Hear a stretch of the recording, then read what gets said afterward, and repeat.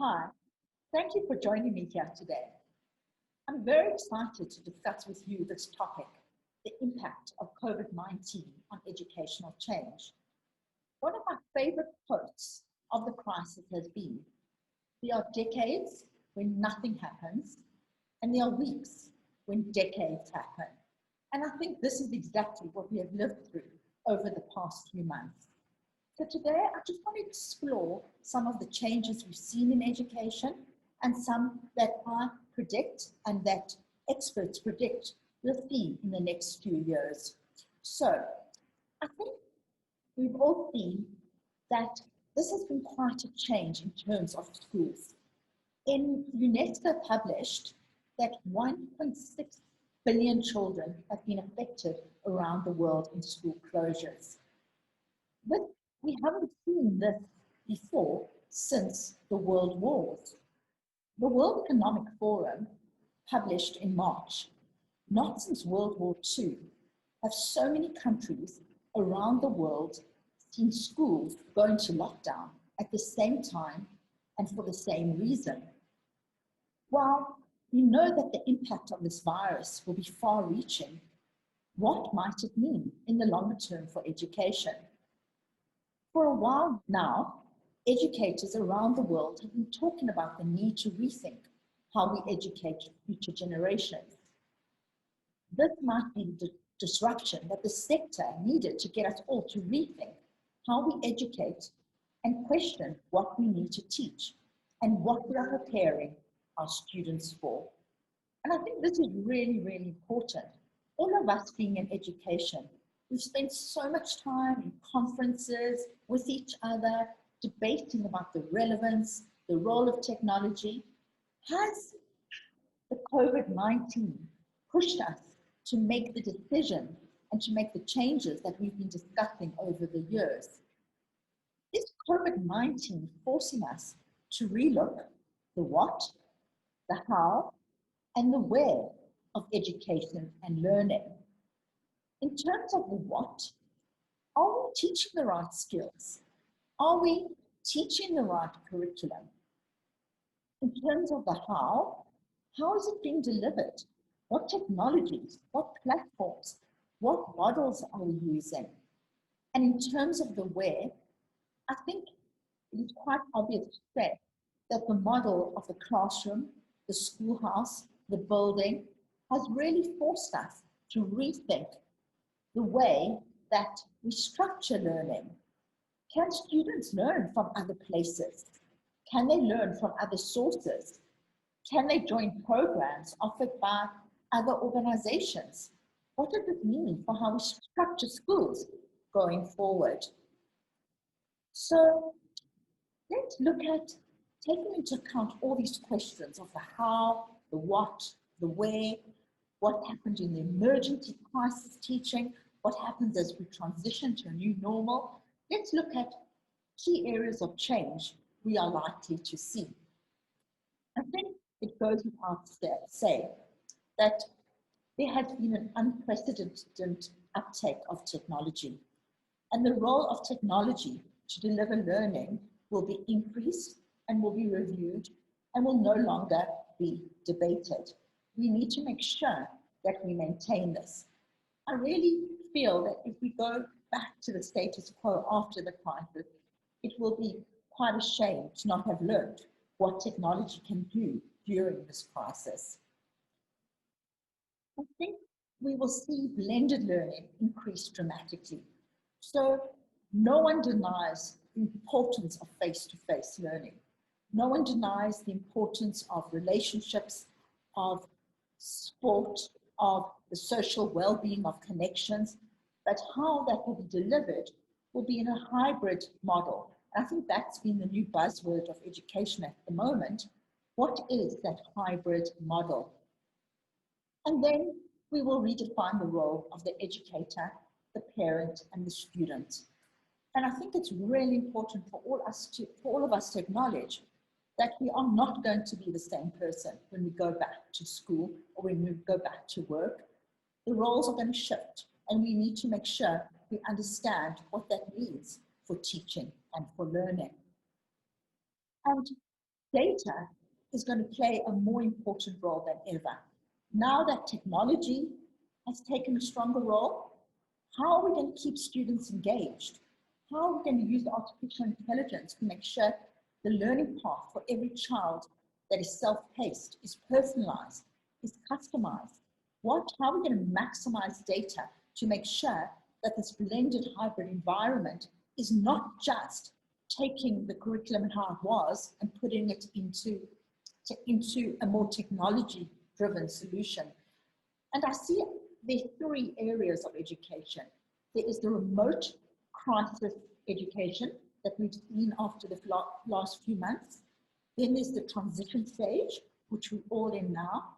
And then there's the new model.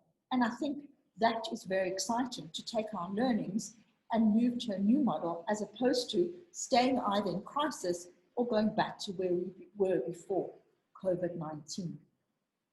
And I think what we've also all realized is that we are all global citizens.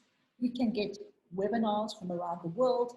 I've seen, even on this conference, there are amazing speakers from around the world that if we were having this conference in a venue in Sandton, would probably not be as accessible. So we need to maximize that in our curriculum, in our education. And with that comes challenges as well, is what do we mean about security, cyber security? What does it mean to be a digital citizen in this world? And I think all these things need to be taken into account as we plan a way forward. So the various models being looked at as in this hybrid redesign. And McKinsey and Company has just published an article, a research paper called Back to School, Lessons for Effective Remote and Hybrid Learning. And this is just an example of what percentage should be in person, what should be homework, what should be flipped, what should be synchronous, what should be asynchronous, what should be remote. And so I think this is an exciting way of really looking at what's best for the task, what's best for the child, what's best for the level. And I think that's where we're going to see where technology can really play a role in maximizing the learning outcome and the success and potential of each child. Experts say that one of the biggest shifts will be that we move to competency-based learning. That it's not going to be set curricula, it's not going to be grade-based or level-based, but because of the technology, we're going to move into competencies. So you will be evaluated through technology, and then you will form a competency as opposed to level. And we've seen this happen in a lot of online schooling now, where you join a level as opposed to a grade. So this is another exciting outcome of technology-driven education for better learning outcomes. With this in mind as well, the world has changed so much. We need to also look at what job skills our students are going to need and how this should be affecting our curriculum. And we always say that one of the biggest purposes of education is to prepare our students to succeed in the world. How has COVID changed this? And Forbes published this article, 8 Job Skills to Succeed in a Post-Coronavirus World. Adaptability and flexibility, tech savviness, creativity and innovation, data literacy, critical thinking, digital and coding skills, leadership, emotional intelligence, and commitment to lifelong learning. And I think you can see how that all matches up to the challenges and the shift in education that we are facing. So when we relook our educational model, let's make sure that we address these skills in the way that we address the changes in education. So I think a big challenge in South Africa and across the world is making sure that this is an opportunity to create a more equitable education system. And a lot of schools and a lot of families had the privilege to shift to remote learning. And all of a sudden, they were on Zoom meetings, the teachers were sending material via WhatsApp, but this wasn't the reality for a lot of students. And for example, in South Africa, there are 15,000 primary schools without computer labs, or 14, these are the statistics that we are looking at. So this is not a reality for everyone. So this needs to be an opportunity. When we look at the future, we need to use COVID-19 to create a more equitable system. E-Learning in Africa and the EduTech Hub have just published this report, The Effect of COVID-19 on Education in Africa. And these were some of the key executive summary conclusions that came out of this. A lack of access to technology is considered to be the biggest barrier for learning during the pandemic. Early childhood and primary level students are most likely to be disadvantaged and least likely to have access to technologies required. Educational TV and radio are seen as the most important technologies for sustaining learning for students at the primary level. And at the secondary level, online learning is considered to be the most important. And this is from a research paper that had 1,600 responses from 52 African countries. So I think as we start planning and making sure that we look at a new model, we need to make sure that the marginalized and disadvantaged children don't become more disadvantaged, and also that we give thought to children with special needs, learning barriers, and disabilities, so that we use technology to make sure that we create a more inclusive educational system. Another outcome that came very strongly through this paper was that the majority of respondents think that the national curricula should be adapted for the future in response to the current crisis to enable more effective distance learning. So we shouldn't just carry on with the exact same curricula. And this relates again to the skills required, the way of learning, the global connectedness, the digital citizenship. Let's make this relevant, authentic, and really enable success for our new world. The majority of respondents anticipate that the crisis will lead to widespread use of technology in education, but they also noted that this would lead to significant challenges for the most marginalized and may increase inequality. And I really hope we take that upon all of us for this not to happen and for this to be our challenge to create a more equitable system. So where we at Think Ahead are working to address the challenges and to address the solution is we've created different solutions to help schools create an online school or a hybrid model.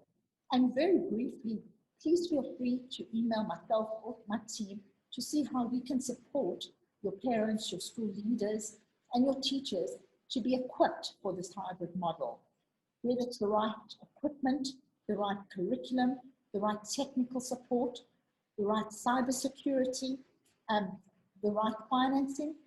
We're here to help you on this new journey to create this new relevant system and to make what's right for your community, your teachers, and your learners. Please also join our Facebook Couch to Class Think Ahead page, where every day there are tips, there are tricks, there's motivation from teachers who are all facing the same challenges every day of this new world. So I really thank you for your time today, and I'm excited to face this opportunity and this challenge in education. I would like to finish my talk today with one of my favorite quotes of the pandemic, another favorite one, from definitely one of my favorite authors. Historically, pandemics have forced humans to break with the past and imagine their world anew. This one is no different. It is a portal, a gateway between one world and the next. We can choose to walk through it, dragging the carcasses of our prejudice and hatred, our avarice, our data bank and dead ideas, our dead rivers and smoky skies behind us, or we can walk through lightly with little luggage, ready to imagine another world and ready to fight for it. I look forward to imagining another world of education with all of you. Thank you.